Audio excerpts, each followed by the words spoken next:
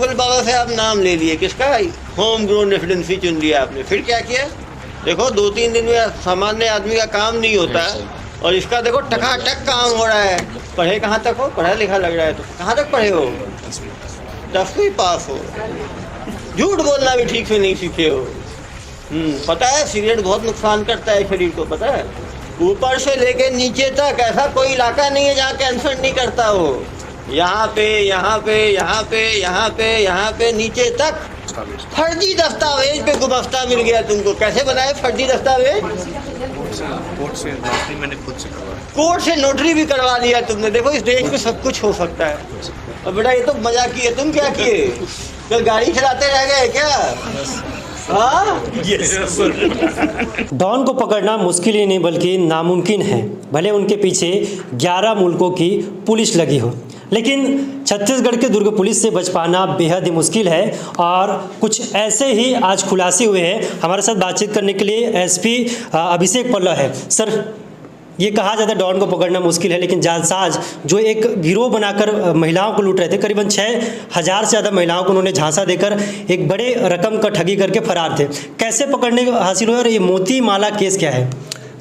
मोती माला केस में ये लोग दिल्ली से मोती खरीदा करते थे। यहाँ दुर्ग में आके इन्होंने अक्टूबर-नवंबर में अपना एक होम ग्रोन कंपनी नाम से एक यहाँ पे घुमफ्ता लाइसेंस लिया।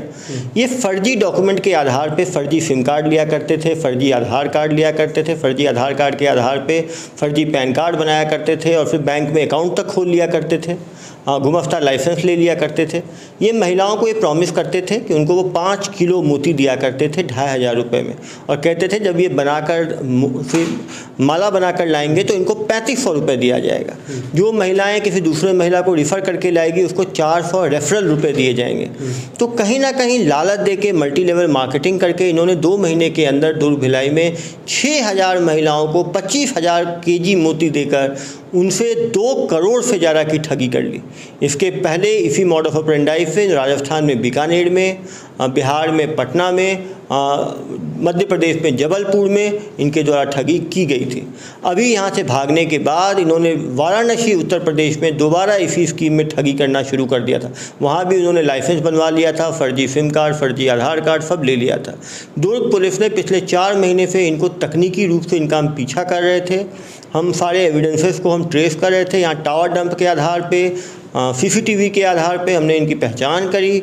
हमने डेटाबेस में पता करके इनका बाकी स्टेट से हमने पता करके क्राइम ब्रांच से इनकी प्रेजेंस जो है हमें वाराणसी में मिली। वाराणसी में से ये लोग बीच में नेपाल चले गए थे, 1 हफ्ते तक वहाँ पे अय्याशी कर रहे थे। इनके द्वारा ठगी के पैसे से 40 लाख रुपए की कॉस्टली थार गाड़ी खरीदी गई, जीप, 2 तल्ला बिल्डिंग बनाया गया, 10 लाख रुपए लोगों को चुकाए गए।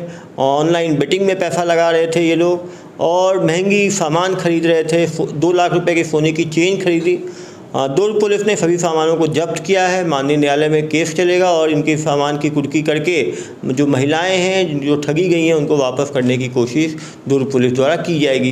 क्रिमिनल कितना भी तेज हो, क्राइम कहीं ना कहीं अपने अवशेष, अपने इम्प्रिंट छोड़ता है। ज़रूरी है कि हम ध्यान से पेशेंस रख के उनको हम एविडेंस को देखें और इनको पकड़ें। ये है कि जब भी अपराधी दुर्ग में दस्तक देता है तो फर्जी दस्तावेज बनाने का जो सिलसिला लगातार शुरू हो जाता है। चाहे चोरी की बात हो तो चोरी के माल खपाने के लिए भी जो सोनार है वो लग जाते हैं। तो ऐसे में कहीं ना कहीं जो यहाँ के लोग हैं जो उन्हें सह देते हैं, और चाहे फर्जी काम में हो, तो इस पर किस तरीके से कार्रवाई हो? बिल्कुल, जिन लोगों ने फर्जी सिम कार्ड बना के दिए हैं बिना फिंगरप्रिंट के, जिन्होंने पैन कार्ड बनाया है, जिन लोगों ने फर्जी आधार कार्ड बनाया है, चॉइस सेंटर जहाँ पे एजेंट्स की मदद से घुमफ्ता लाइसेंस बनाया गया, कहीं ना कहीं नगर निगम के एम्प्लॉयज़ की संलिप्तता की बात सामने आ रही है, कुछ बैंक के लोगों की संलिप्तता की बात सामने आ रही है। इन सभी लोगों को नोटिस दिया गया है और इन सब के ऊपर कड़ी कार्रवाई की जाएगी।